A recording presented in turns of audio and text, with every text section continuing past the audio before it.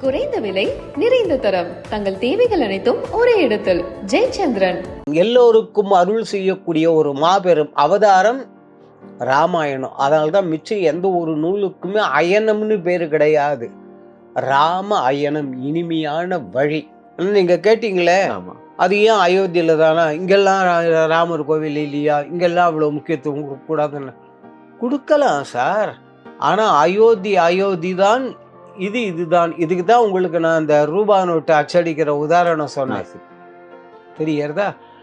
அடுத்தது அவர் அங்கதான் பிறந்தார்னு சொல்லிட்டு வால்மீகி அழுத்தம் திருத்தமா சொல்றார்.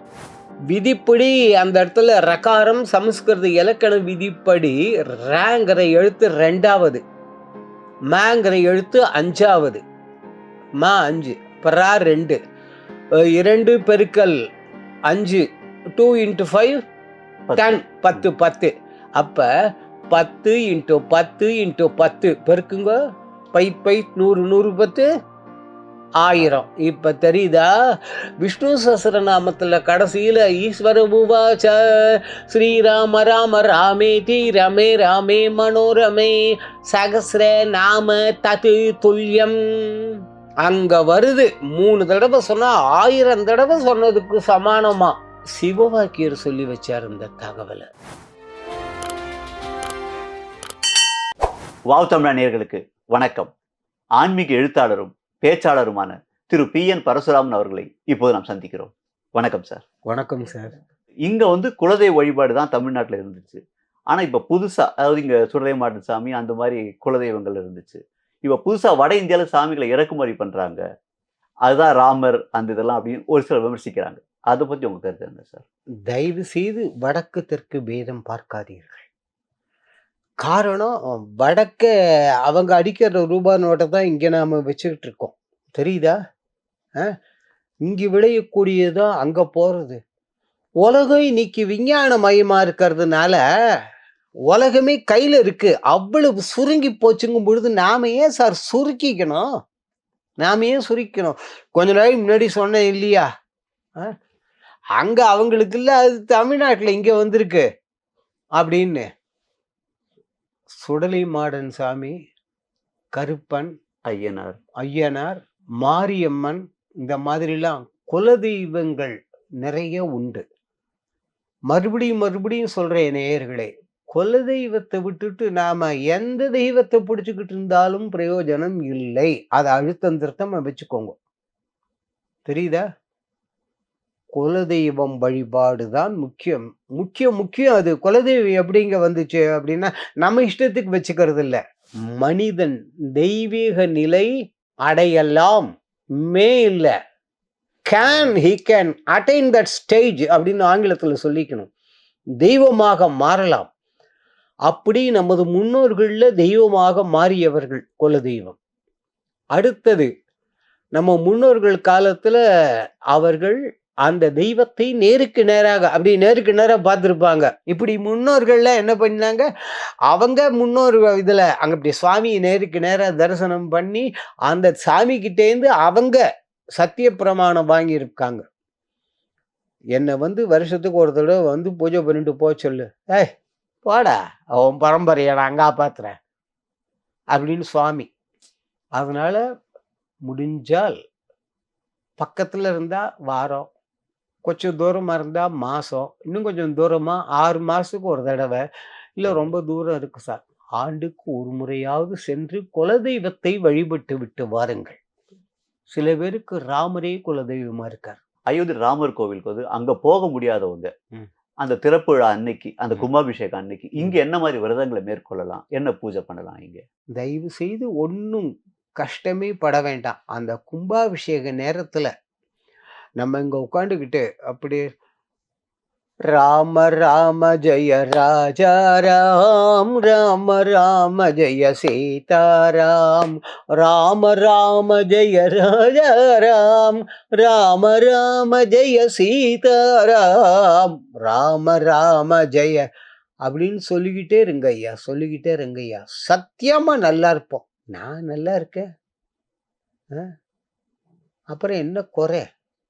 இந்த கும்பாபிஷேக நேரத்தில் தயவு செய்து இதை செய்யுங்கள். இப்போ ஐயப்ப சாமி பக்தர்கள் துளசி மாலை போட்டுக்கிறாங்க. ம். அதே மாதிரி சிவ பக்தர்கள் வந்து ருத்ராட்ச மாலை போட்டுக்கிறாங்க. ராம பக்தர்கள் அவங்களுக்கான மாலைகள் அந்த மாதிரி ஏதாவது இருக்கா? கருமுகில் தாமரை காடு பூத்து நீடு இருசுடரு இருபுறத்து ஏந்தி ஏடல திருவொடும் பொலிய ஓர் செம்பர் குன்றின் மேல் வருவ போல் கல்லுடன் மேல் வந்து தோன்றினான். கம்பர் வாக்கு அங்க. தேவர்கள்லாம் மகாவிஷ்ணு கிட்ட ராவணன் தொல்லை தாங்க முடிய அப்படி போய் முறையிட்ட பொழுது வந்த காட்சியை வர்ணிக்கிறார். கருமுகில் தாமரை காடு. என்ன காடு? தாமரை காடு. இதுக்கப்புறம் நான் சொல்ல வேண்டாம் என்ன மாலை போட்டுக்கணும்னு. தாமரை மணி மாலை இல்ல, ஓகே, அதை போட்டுக்கோங்க. கிடைக்காத பட்சத்துல துளசி மாலை போட்டுக்கலாம். துளசி மணி மாலை இருக்கு இல்லையா, அதை போட்டுக்கோங்க ஐயா. நல்லா இருப்போம், நல்லா இருப்போம். அதே மாதிரி ராமருக்குரிய விரதங்கள் என்ன சார்? முடிந்தால் ராம நவமி அன்னைக்கு மட்டுமாவது விரதம் இருங்கோ. இந்த ராமருடைய அவதார நட்சத்திரம் புனர் வசு. வசுங்கிற சொல்லுக்கே செல்வம்னு அர்த்தம். புனர்னா மறுபடின்னு அர்த்தம். இந்த ராமர் புனர்வசு நட்சத்திரத்துல ஏன் பிறந்தாருன்னா, இவருக்கு அந்த ராஜ்யபாரம் பட்டாபிஷேகங்கிற வசு அந்த செல்வம் இருக்கு இல்லையா, அது கிடைக்க போறது இல்லை. தடங்கள் வந்துடும். அப்புறம் பிற்பாடு மறுபடியும் 2வது தடவை பண்ணும்பொழுதுதான் கிடைக்க போறதுங்கிறதுக்காகவே புனர்வசு அப்படிங்கிற நட்சத்திரத்துல சுவாமி பிறந்தார். தெரியுதா? அதனால இயன்றவர்கள் அப்பப்ப நவமி வருது இல்லையா, நவமி விரதம் இருக்கலாம். நவமியில அன்னைக்கு எதுவும் சாப்பிடக்கூடாதா? இல்ல பால் அந்த மாதிரி மட்டும் சாப்பிடலாம்? இதான் இப்படிதான். உடனே இது சாப்பிடக்கூடாதா. அப்ப நம்ம சிந்தனை முழுசுமா சாப்பிடக்கூடாது இல்ல, அப்ப அதை சாப்பிடலாமா. தயவு செய்து உபவாசம்ங்கிறது அது ஞாபகம் வச்சுக்கணும். நாம உபவாசம்ங்கிற சொல்லுக்கு பட்னி கிடக்கிறோங்கிறது மட்டும் அர்த்தம் இல்லை. வாசம்னா வசித்தல், உபன்னா சமீபமாகன்னு அர்த்தம். இறைவனுக்கு சமீபமாக. இப்ப தெரியுதா? ஆங்கர்னு கரெக்டா சொல்லியிருக்கேன்னு. கரெக்டா வருது பாருங்க தானே. அந்த விரதம் இருக்கக்கூடிய காலத்துல அந்த சுவாமிக்கு உண்டானத அந்த குணங்கள் என்ன, நலன்கள் என்ன, அதை பார்ப்போமே. முடிந்தவரை நாம் அன்று உண்ணாமல் இருப்பது நல்லது. முடியாத பட்சத்துல பாலும் பழமும் உண்ணலாம். சார், நம்ம கஷ்டங்கள்லாம் தீர்க்கிற ஒரு கடவுளா ராமரை கும்பிடுறோம். ஆனா அவர் வாழ்ந்த காலத்துல பல கஷ்டங்களை பட்டிருக்காரு. அது ஏன் சார்? நம்ம கஷ்டத்தெல்லாம் தீர்க்கறதுக்கு தானே காவல்துறை அங்க நிக்கிறாரு. காவல்துறை அவர் எதுக்கு நிக்கிறாரு? நம்ம பாதுகாப்புக்காக நிக்கிறாரு. நம்ம பாதுகாப்புக்காக. நம்ம எல்லாம் போயிட்டு இருக்கோம், வந்துட்டு இருக்கோம், என்ன செய்து நம்ம பாட்டுல போறோம்.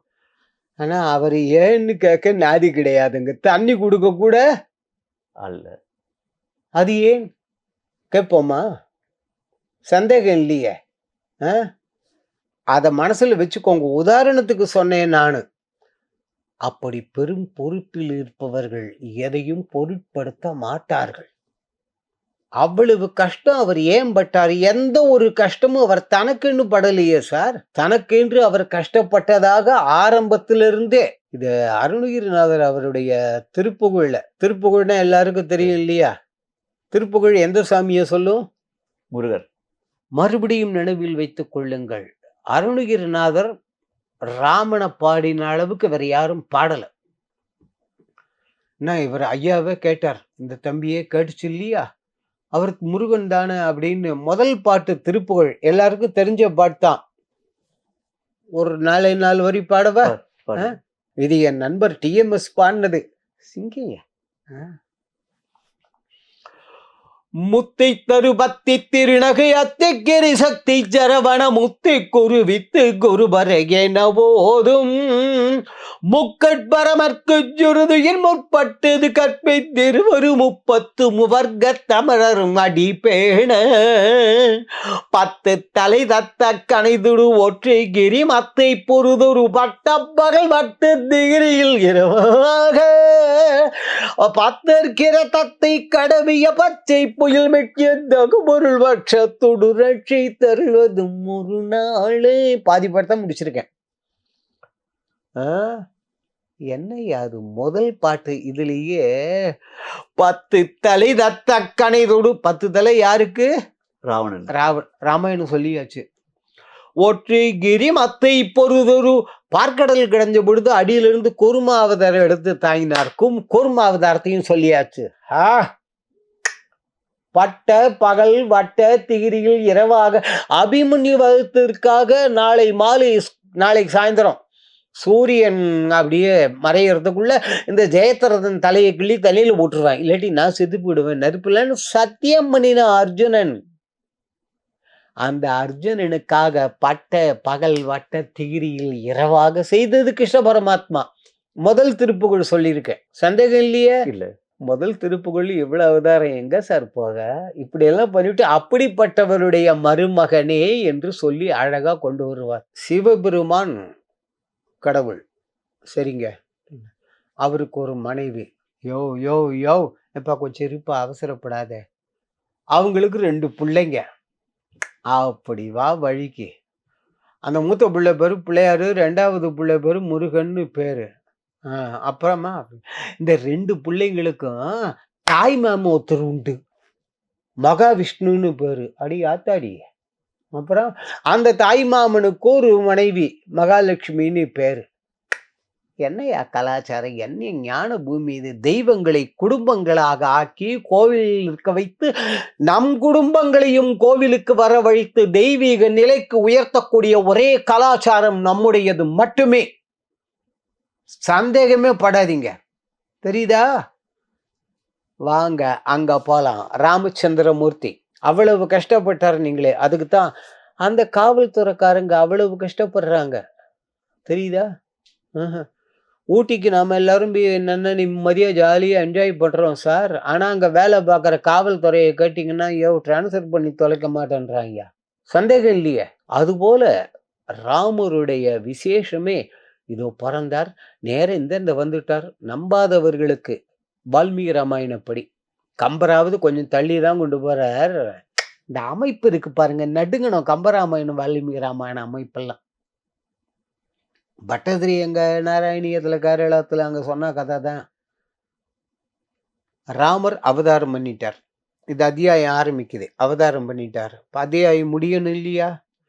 ராமர் அவதாரம் பண்ணவருக்கு அப்புறம் பேர் சுட்டு விட நடந்து, அதுக்கப்புறம் அவருக்கு எல்லாம் முடிஞ்சு, அவர் மேல படிச்சு, அதுக்கப்புறம் எல்லாம் முடிஞ்சு அந்த விஸ்வாமித்திர முனிவர் வந்துட்டார். சார் இந்த ஒரு சர்க்கத்திலேயே அத்தியாயத்திலேயே முடிச்சாச்சு சார். எங்க போக இப்ப தெரியுதா ஏன் அயனம் ராம அயனம்னு வழி வச்சாங்கன்னு? அடியார்களுக்கு வரக்கூடிய அவ்வளவு கஷ்டங்களையும் நான் வேண்டுமானாலும் ஏற்றுக்கொள்கிறேன், அவர்களுக்கு நான் அருள் செய்ய மறக்கவே மாட்டேன் அப்படிங்கிறதுக்காக சுவாமி கிளம்பிட்டார். இந்த யாக சம்ரக்ஷணம். சரி, யாக சம்ரக்ஷணத்துக்கு போறவர் சும்மா போறாருன்னா யாகத்தை கட்டி காப்பாற்றணும்னு அகலிக்கு சாப விமோச்சனம். என்னையா இது? அந்த தொடர்பு அப்படி பார்த்தோன்னா நடுங்கணும் நாம. இத ராமாயணத்தை முழுசுமா அருணகிரிநாதர் ஒரு பாதி திருப்பகுள்ள அடிச்சார் சார். முழுசும் இருக்கு ராமாயணம், ஒரு நிகழ்ச்சி விடல அவர். முதல் திருப்புகள்லயே ராமாயணம் சொன்ன இல்லையா? மேலைவானொரு உரை தசரற்கொரு பலனாகி போதித்தொர் முனிக்கொரு வேள்வி காவல் நடத்திய கற்குரு கடியாலே மேவியே மிதிலை சீலை செற்று மின்மாது தோல் தழுவிப்பதி புக்கிட. மேவியே மிதிலை சீலை செற்று மின்மாது தோல் தழுவிப்பதி புக்கிட. வேறு தாய் அட்டவிக்குள் விடுத்த பின் அவனோடு ஞானமாதோடு புக்கவனத்தில் வாழும் பாலி பட்டக்கண்ணை தொட்டவன் வாழும். எங்க போக? ஞானமாதுடு புக்கவனத்தில் வாழும் பாலி படக்கனை தொட்டவன் ஆடி ராவணனை செகுவித்தவன். இவ்வளவு நீள நெடுக ராமாயணத்தை முழுசா சொல்லிவிட்டு அப்படிப்பட்ட ராமருடைய மருகோனேன்னு முடிச்சிருவார். முருகனை பாடினாலும் எழுதுனது ஃபுல்லா ராமரை பத்தி. இப்ப தெரியுதா சார்? இப்ப ராமர் கோவில் கும்பாபிஷேகம் ரொம்ப பிரம்மாண்டமா நடந்துட்டு இருக்கு. இந்த சூழல்ல ராமர் கோவில் எந்த அளவுக்கு முக்கியத்துவம் சார் நம்ம நாட்டுக்கு? இருக்கலாம். வீட்டு பக்கத்துல ஏடிஎம் மிஷினா போய் பணம் எடுக்கிறதுக்கு இருக்கு. நம்ம தெருவிலேயே நம்ம பேங்க்கு, நம்ம கணக்கு வச்சிருக்கிற வங்கி இருக்கு இருந்தா கூட நாம இதுல முக்கியத்துவம் கொடுத்தாலும் அதுல முக்கியத்துவம் கொடுத்தாலும் உங்களுக்கு இந்த 2 இடத்துலயும் நீங்க எடுக்கிற பணம் எங்க இருந்து வருது? Reserve bank. நாசிக்ல இருந்தெல்லாம் அங்க இருந்தா வருது. ஆஹா! நான் இதுல தானே எடுக்கிறேன். இந்த வங்கியில் தானே என் கணக்கு இருக்கிறது. நான் எதற்கு ரிசர்வ் பேங்க் அடிச்ச நோட்டுக்கு முக்கியத்துவம் கொடுக்கப்போமா? இப்ப தெரியுதா? முன்னோர்கள் எல்லாம் அள்ளி கொட்டி கொடுத்துட்டு போயிட்டாங்க சார். அட இவ்வளவு ஏன் சித்த புருஷர்களே ரொம்ப பெரியவர் சிவவாக்கியர், ரொம்ப பெரியவர். அவர் பாடுறார், ஒளியதான காசி மீது வந்து தங்குவோர்க்கெல்லாம் வெளியதான ஜோதி மேனி விஸ்வநாதன் ஆனவன் தெளியும் மங்கை உடன் இருந்து செப்புகின்ற தாரகம் எளியதான ராம ராம ராம இந்த நாமமே. தமிழ் சார் இது. ஒளியதான காசி மீது வந்து தங்குவோர்க்கெல்லாம், காசியில உயிரை நீக்க வேண்டும் என்று நினைக்கக்கூடியவர்கள் அவ்வளவு பேருக்குமே வெளியதான ஜோதி மேனி விஸ்வநாதன் ஆனவன், ஆதியும் அந்தமும் இல்ல அரும்பெரும் ஜோதிங்கிறோமே சிவபெருமான். தனியா வரலையாம், தெளியும் மங்கை உடன் இருந்து நம்பால அம்பாளையும் கூட்டிக்கிட்டு வர்றாராம். செப்புகின்ற தாரகம் எளியதான ராம ராம ராம இந்த நாமமே. எத்தனை தடவை வந்திருக்கு? 3 தடவை. சந்தேகம் இல்லையே. விதிப்படி அந்த இடத்துல ரகாரம் சமஸ்கிருத இலக்கண விதிப்படி ரேங்கிற எழுத்து 2வது, மேங்கிற எழுத்து 5வது. மா 5, பரா 2, 2 பெருக்கல் 5, 2 × 5 10, 10 10. அப்ப 10 × 10 × 10 பெருக்குங்க. 100 100 10 1000. இப்ப தெரியுதா? விஷ்ணு சஹஸ்ரநாமத்துல கடைசியில ஈஸ்வர உவாச ஸ்ரீராம ராம ராமேதி ரமே ராமே மனோரமே சகஸ்ர நாம தது துல்யம். அங்க வருது. 3 தடவை சொன்னா 1000 தடவை சொன்னதுக்கு சமானமா. சிவவாக்கியர் சொல்லி வச்சார் இந்த தகவலை. தமிழ்ல தான் இருக்கு. அடுத்தது, ராமருக்கு ஏன் இந்த முக்கியத்துவம்னா, எவ்வளவு இருந்திருக்கலாம். மிச்சம் எல்லாம் மற்ற அவதாரங்கள் எத்தனையும் இருக்கு, இல்லைன்னு நான் சொல்லவே கிடையாது. ஆனால் ராமரை போல எல்லாரையும் அள்ளி அரவணைச்சுக்கிட்டு எல்லாரையும் விட்டுருங்க ஐயா. நீங்க ராவணன் மேல இவரு கோவம் வரணுமா வேண்டாமா? வரணும், கண்டிப்பா வரணும்.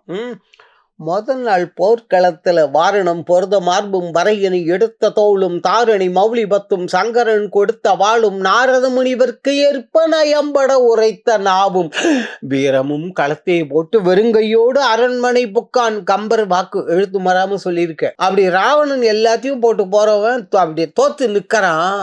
என்ன தெரியுமா சொன்னார்? இப்படி ஒரு பார்வை பார்த்துட்டு, ராவணா, எனக்காவது ஒரு மனைவிதான், நீ தூக்கி கொண்டு வந்து விட்டாய். உனக்கு பிரச்சனை இல்லை, பல மனைவிகள் இருக்கிறார்கள். ஒரு 7-8 பேரை நான் தூக்கின்னு வரேன். சார், தூக்கின்னு வந்தா அது போர்க்களத்துல நியாயம்.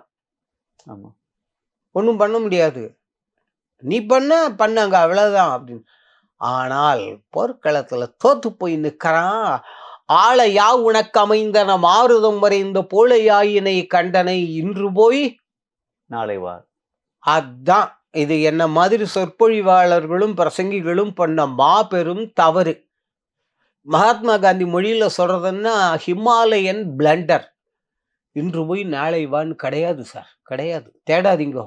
திரைப்படத்துல பாட்டெல்லாம் அதெல்லாம் பண்ணக்கூடாது. இன்று போய் போருக்கு நாளை வா என நல்கினன் நாகிலம் கமுகின் பாலை தாவுரு கோசல நாடு உடை வள்ளல். நான் வார்த்தை தெளிவா இருக்கு இல்லையா? வாங்க. ஆள யா உனக்கு அமைந்தன. இனிமே உனக்கு ஆடுறதுக்கு என்னடா இருக்கு? ஆள யா உனக்கு அமைந்தன. யா என்று சொல்லக்கூடிய ஒத்த எழுத்துக்கு தமிழ்ல என்னன்னு அர்த்தம். என்னையா தமிழ்? இதுக்குன்னாவது இதெல்லாம் படிச்சிருக்கப்படாதா? பெண்ணீர் பெருந்தக்க யா உள. அங்க வள்ளுவர் சுப்ரீம் கோர்ட் தீர்ப்பு மாதிரி அப்பீலுக்கு போக முடியாது. ஆகவே யான்னா என்னன்னு அர்த்தம். அதனால தான் போல இருக்கு இன்னைக்கு ஏதானும் ஃபோன் எடுத்தோன்னே ஹலோ இவங்கள யா அப்படின்றாங்க போல இருக்கு. எங்க போக? ஆள யா உனக்கு அமைந்தன. இனிமே உனக்கு ஆடுறதுக்கு என்னடா இருக்கு? மாருதும் இந்த போலையாயினை கண்டனை. இது மார்கழி மாசம், நான் சொல்ல வேண்டாம். வீட்டு வாசல்ல பூளைப்பூன்னு ஒரு பூ வைப்பாங்க. அது நீங்க மென்மையா காத்து அடிச்சாலும் சரி பறந்து போயிடும். பூளைப்பூ மாதிரி உன்னோட வீரம் அது இது எல்லாம் போயிடுச்சே. நீயே பார்த்தீல்ல கண்டனை. அதனால இன்று போய் போருக்கு நாளை வா. ஐயோ ஐயோ ஐயோ, என்னையா தமிழ். சண்டைன்னா நாளைக்கு வச்சுப்போம், எதிராளியை மன்னிச்சு அனுப்புறாரு. சரி ஐயா, ஒருவேளை ராவணன் காலில் விழுந்துட்டான், ராமா மன்னிச்சுக்கோ, சீதையை நான் கொண்டு விட்டுறேன் சொல்லியிருந்தா என்ன பண்ணுவீங்க? ஏன்னா ஏற்கனவே விபீஷணனுக்கு ராஜ்யத்தை கொடுத்தாச்சு, லங்கா நகரத்தை. உண்டா இல்லையா? எல்லா ராமாயணப்படியுமே விபீஷணனுக்கு ராஜ்யத்தை கொடுத்தாச்சு. இப்ப இவனும் காலில் விழுந்துட்டான்னா என்ன பண்றதுன்னா கவலையே இல்லை. அதான் கம்பர் பின்னாடி கொண்டு போறாரு. என நல்கினன் சண்டைக்குன்னா நாளைக்கு, சமாதானம்னா இப்பவே. சார், உலகத்துல இது விட சுருக்கமா வேற யாரும் சொல்ல முடியாது. சண்டையா யாரு கூடயாவது பிரச்சனையா ஒத்தி போட்டுருங்க, சண்டை வராது. அதே சமாதானமா விடாதீங்க, ஒத்தி போடாதீங்க, உடனே சமாதானம்.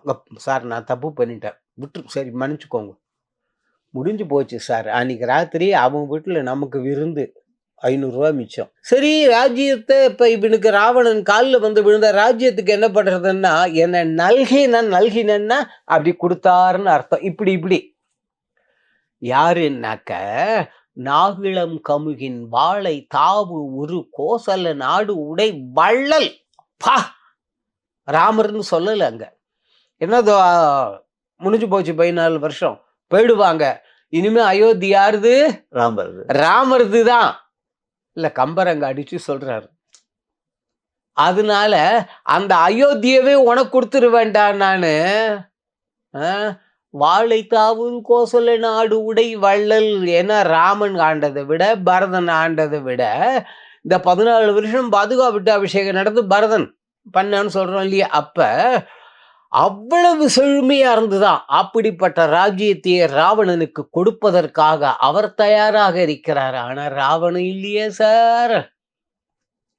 இது ஒண்ணு ஆச்சா? ஏன் ராமாயணத்துக்கு மட்டும் பெருமை அப்படிங்கிறது?